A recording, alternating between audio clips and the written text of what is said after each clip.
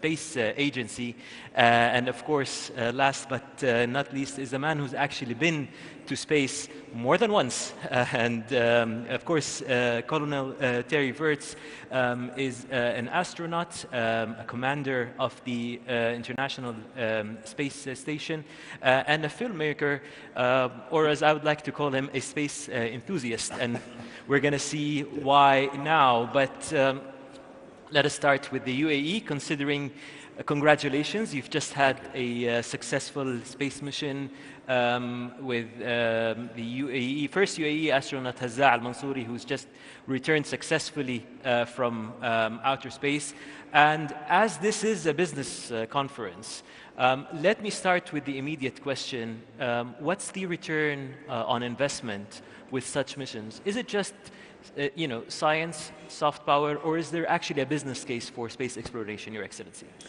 Thank you, Faisal. I think it's good to start with Hazza. Hazza was the first Emirati astronaut to went to the International Space Station. Hazza followed the steps of His Royal Highness Prince Sultan, who was the first Arab astronaut, and a lot of excitement in the UAE and across the region. Back to your question, how space is contributing to economy. I know that there are some studies that if you put $1 today in space as investment, you get in long term around between $12 and $14, which means it's a long-term investment, and in fact, space has become a contributor to the knowledge-based economy. Terry, let me take the question to you, given that NASA has a bit more experience. Do you agree with the figures that Mohammed just proposed? Does it bring that much? We have some very savvy business executives here, and what Mohammed is suggesting is that investing $1 into space exploration can potentially bring back 14. I think that number is right, and one of the things I noticed when I went into space for the first time, they said that my space shuttle mission cost $1 billion. But when we got into space, we didn't open up the payload bay doors and launch $1 billion bills out into space. That money was all spent on Earth, providing middle-class jobs of people who buy houses and cars and refrigerators. And more importantly, the technology that's developed applies to other industries. And so there's a very strong synergistic effect between the investment that goes into space and the benefits that come to the economy on Earth. Right. Well, as an outside observer, I obviously haven't been to space, as you can imagine, but as an outside observer, we noticed that the level of excitement towards space exploration goes up and down. This year marks the 50th anniversary of the moon landing. As His Excellency pointed out, Saudi Arabia has had its own up when it comes to the excitement when His Royal Highness Prince Sultan went to space in the 80s. But we feel that this is going in cycles. There is sort of a momentum building up now. How do you explain this sort of cyclical levels of enthusiasm for space exploration? I, as part of my new post-NASA career, I speak around the world, and there's excitement everywhere I go. I mean, when I go to China, little Chinese kids come up in their spacesuits, with their Chinese flag instead of American flag. In Europe, in the Middle East, I was in the Emirates last year. No matter where I go, there's an excitement for space travel. It's one of those global kind of human ambitions. People have always been explorers, and we all share the same sky. It doesn't matter what continent you're from, you look up and you see the same moon. So I think it's a global thing, and because of the private sector today, I think there's a renewed excitement. And of all of the things that people do, this one thing of exploration is something that can unite us and excite us. And when you get young kids excited about studying math and science and doing these very difficult projects, that's a great way to move our youth. I think that's the direction we want to move them in. There's lots of other directions that end up very badly, and space and exploration is one that actually, I think, moves human society in the right direction. So staying with the space exploration creates cooperation theme, Your Excellency, We know that the UAE mission was launched from Russia. We had a reporter there who covered it live. As you know, Saudi Arabia has decided to come back into the race and create the Saudi Space Agency earlier this year. Is the UAE program cooperating with other Arab space agencies, and what sort of level of cooperation is happening? Well, in UAE, we do believe that space is all about cooperation, especially for emerging space nation. If you want to be follow, and catch, the train, you have to start from where the other ends. So we value international cooperation. We have cooperation with every almost space agency.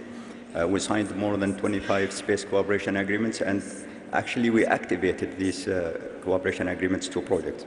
One of them is with Roscosmos, which is, the space agency in Russia.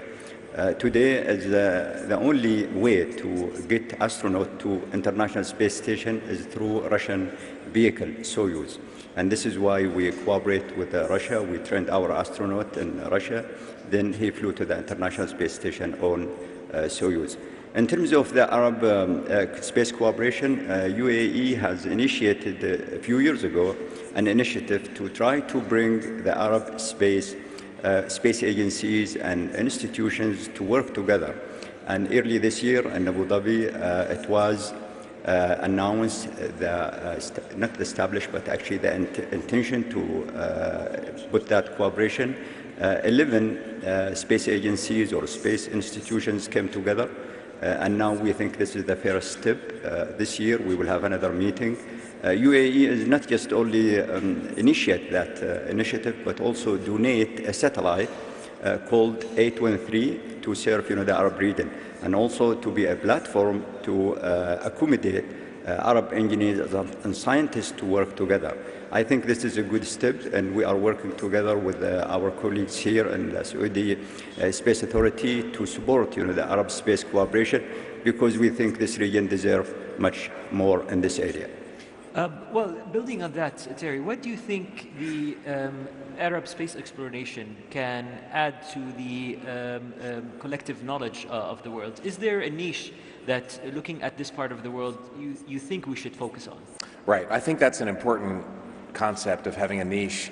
Back in the 70s, Canada decided that it was going to focus on robotics. So as America built the space shuttle, Canada built the robotic arm. Then when we built the space station, Canada built a bigger robotic arm for the space station. And that's a niche for, a relatively smaller size country to do. So I think in this area, in this part of the world, there would be maybe certain types of instruments that you could focus on. I know water is a big issue here in the Middle East, so there's a lot of weather satellites. So if you could build instruments or satellites that focused on that. The UAE has a really exciting Mars program, this HOPE. We've been talking about that a lot. This part of the world is a great analog for Mars because it's a desert. A lot of the ways that people live here are the ways that people are going to have to live on Mars. So I think that's a great thing to do. Space tourism, from a business case point of view, is going to start generating revenue and profits very soon. And this is a part of the world that would be great for that. I know the UAE may be hosting Virgin Galactic. I know Saudi has a big project to build a resort area. I think this is a great area. The space tourist companies should be launching tourists from this part of the world. Maybe not in August, but maybe in the winter months or something like that. So I think that there's some different areas, but I think it's important to think as a nation, what's our vision? You're probably not going to build launch pads and rockets and satellites and moonlight. You're not going to be able to do everything. That's a difficult thing. So I think if you could pick out a few niche areas, that would be the way to go. You mentioned Mars. I quite can't figure out whether the next destination will be Mars or the Moon again. It keeps on changing. It changes every 4 years. Yes. Is it? Is it the capabilities in terms of science? How is that decision made? Right. So I think my personal view, Mars is really the long-term 21st century goal. Mars is a very interesting place. It has a 24-and-a-half-hour day. There is water there in the ice caps. There used to be water in the form of an ocean. The gravity is much closer to Earth. There's more, the radiation environment is better than on the moon. There's lots of reasons to go to Mars. But the moon is much closer. The moon's a 3-day trip away instead of many months away. So when we did the Apollo program, we didn't just send astronauts to the moon, we did a build-up approach. We had Mercury, we had Gemini, which developed and tested the technologies, and then we went to the moon. So I think as far as Martian exploration, I think the moon is a great intermediate step, and there's lots of things you can learn there. Some people say, well, we've been to the moon. Well, we haven't been to the moon. Like our grandfathers did the Apollo program, but nobody working in any space agency today sent people to the moon. So there's a lot of things to learn at the moon, I think, on the way to Mars. But if you were to predict a date of man landing on Mars, when would you say? Right. When would it happen? It's funny. Mars has always been 20 years in the future. There was a German scientist named Wernher von Braun who designed the Apollo program, and during Apollo he said we could be on Mars by 1989. So I had a chance to speak at the White House last year, and I've spoken to a lot of congressmen and senators. And the thing that I told Vice President Pence is that getting to Mars doesn't depend on the rocket science; it depends on the political science. So it's the quote of the day. Yeah. So it's such a big program that's going to require actual dollars. This is going to be an expensive endeavor. Our governments and it needs to be an international cooperation. So we need to figure out a way, patterned after the International Space Station, where we come up with a vision and a goal, and then we stick to it and we don't change it every 4 years. You know, so Mars is something you can't do easily or quickly. You need to have a long-term way to keep it together. And how's it looking with this administration if it gets re-elected? Will it be the Mars or would it be the moon? Well, we have an Artemis program, which is to go back to the moon, and that will be the first stepping stone. And so, which I think is a good idea. I think we do need to go to the moon. I think even more important than that is to figure out how to keep it beyond this administration, because this won't be the American president forever. And then the guy who replaces him won't be the American president forever, and so we need to figure out how to have some continuity in our space program. Of course, the UAE space program is actually going to Mars next year. Of course, it's an unmanned mission. Yes. It's called The Hope. The Hope. Yes. Could you tell us a bit more about what it hopes to achieve? Well, actually, it was launched in 2014 at the same day when the space agency was announced. It's a visionary mission. It's a journey. It's not a destination. It's a scientific mission. A spacecraft around 1.5 tons will be launched next year in July. In a journey around 7 months to reach Mars. It's going to be an orbiter collecting some science about Mars atmosphere. For us, this is a platform for learning. We are educating our people. We engage with international space agencies, with businesses, with companies, and we learned a lot. This is, of course, will bring science, so there is a value on the international space scientific community because the information that will come back from Mars will be distributed to over 200 universities and institutions free of charge. This is, of course, a visionary project that we try to inspire the young people, especially in this region, that it's possible. Nothing impossible if you have, the vision and the plans and the people who can work on this. The project on track in terms of time. It's going to be launched from Japan on July 14th next year. Right. And could you tell us a little bit about the science behind it and the manpower behind it? Are you relying on UAE talent to build and operate this mission, or is the UAE just providing the means? Well, actually, it's all planetary missions are done in cooperative manner.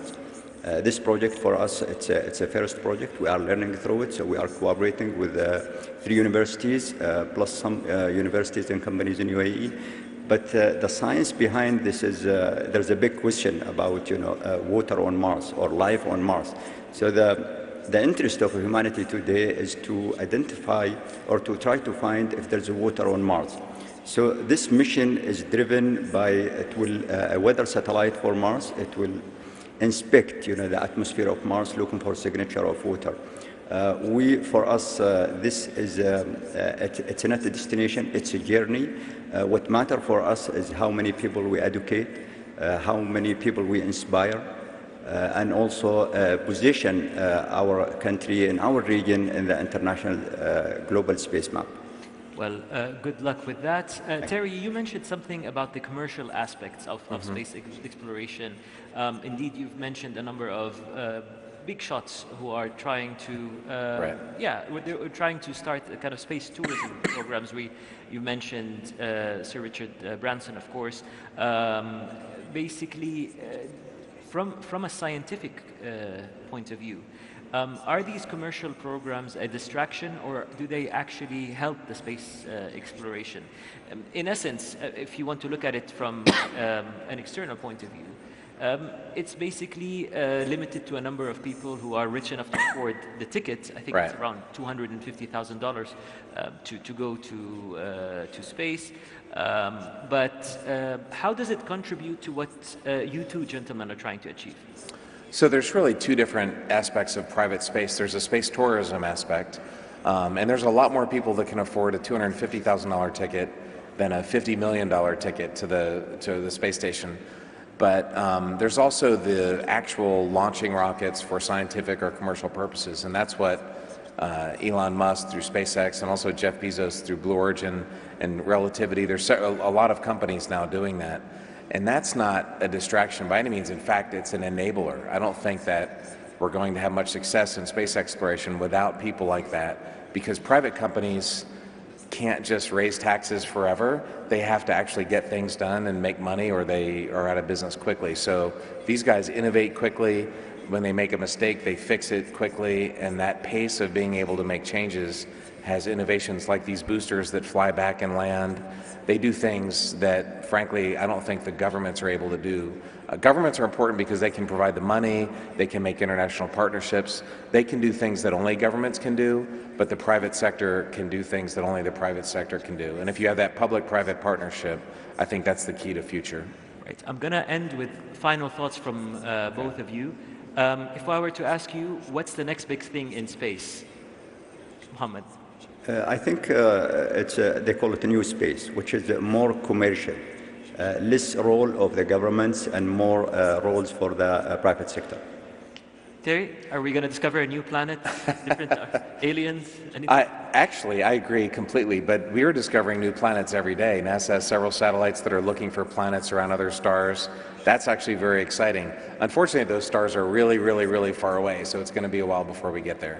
On that note, I would like to thank you both for your insight, and I would like to thank you for being a splendid audience. Thank you very much. Thank you.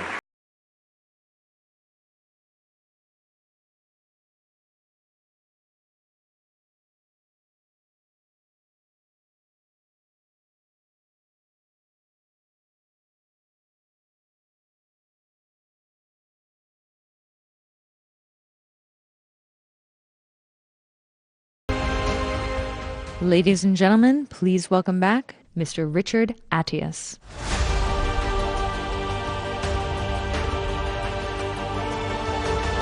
Me again. Hi. So this next 20 minutes will be, I'm sure, amazing. It's a great privilege to welcome on stage at the Future Investment Initiative a man who is behind Platoon. And he got, by the way, the award Best Director.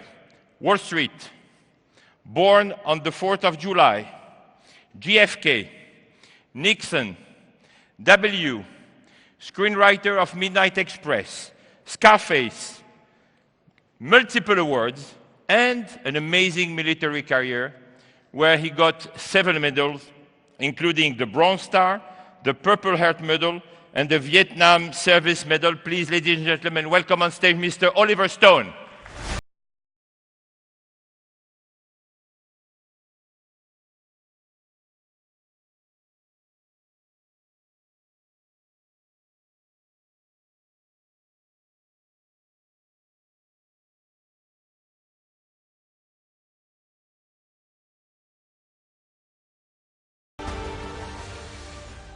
Oliver, thank you for being with us, and especially because I think 2-3 days ago you were even asked to leave your house in California, in LA, because of these terrible fires. Yeah. Thank you for making it. Yeah, we were What is the evacuated. situation now? What is happening in California? What is this issue with fire? Don't ask me. We were evacuated from the house at 3 a.m. on Sunday morning. We were, and they patrolled the streets and they tell you to get out. The fire is here. It's not far. It's actually about 20 miles away, but apparently it moves pretty fast. And the winds were very high. So we evacuated at 3 or 4, went to my office, slept. And they haven't let us back in. My family is still out, locked out. And the whole area, this is like miles, square, I don't know, 30 square miles, is completely been evacuated, and we're not allowed back into the house. Now, some people, I'm sure, are staying in their houses and are taking the risk because, screw it, they don't want. What is happening with this climate change? I don't know. I mean, last year was terrible. The winds, or the Santa Ana winds from October, November, are going to be very bad, I'm told. Today, right now, there's about 70 to 80 mile gusts. 90-mile gusts. So this is serious. An ember. But what is the solution? Every year we are. This fire was. Everything has a different origin. This fire, there was a branch that broke off, hit a power line, caught fire. The embers from that branch kicked off the fire, and that's what happens. So they can jump a highway sometimes through these kind of weird accidents. But no one can predict this, and the fire people are really having a hard time about it, trying to keep up. It's extremely difficult to fight fire as well as flood, as you know. You have a very precise point of view on all these climate change solutions. We were having several conversations, and you were telling me how potentially nuclear could be even a solution. Can you tell us more about that? Well, I'm not an expert, of course, but I care a great deal, and I see that the renewables, the things we're doing, are not working. The carbon dioxide emissions in the planet are staying pretty much even. They're not getting worse, but they're going to get worse now that we have more and more people. We know that the people in India and China, they want electricity, so there's going to be much more of this usage of electricity. It's inevitable that the CO2 is going to go higher and higher. So the only way, the fast way, the scale way to do this in 20 years, this is hopefully by 2050, by 2040 even, is to build, and build fast, nuclear reactors. This is scary to a lot of people, and this has been a political and psychological issue. But if you read the science and you keep reading it and you follow it, it's fascinating. In fact, I'm going to make a documentary about nuclear energy so people understand that it's not what they fear it is. It's quite possible and practical for the future. In fact, maybe the only way so that we can keep up with what we need without going into some radical, revolutionary, anti-capitalist overthrow of the system. I don't think that's going to work either. I think this would work. Nuclear reactors have been working, have been safe for almost